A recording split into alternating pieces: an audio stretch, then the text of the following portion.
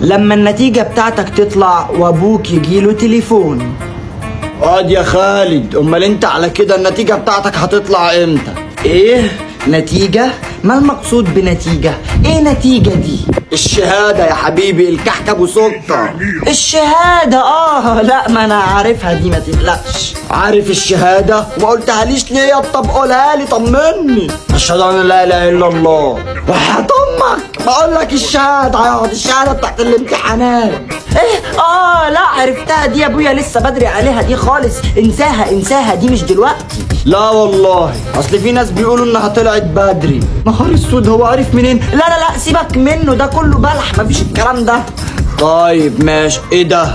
مستر عرفات بيرن. احمس. لا يا ابويا ما تردش عليه، ما تردش عليه، ممكن يكون عايز فلوس، اوعى ترد. لا هرد، استنى. الو. احي. ايه؟ انا والد خالد. احي احي احي. اعمل انا ايه؟ انط من الشباك؟ انت بتتكلم بجد؟ خالد ابني؟ يا رب يا رب، انا ما كنتش عايز اموت الموتة دي، بس انا مضطر. يعني اتأكدت خلاص انه خالد عادل اكيد كده؟ حلوة قوي.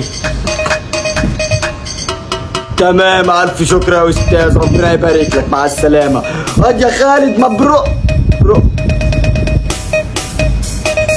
مبروك، انت طلعت من الاوائل يا خالد.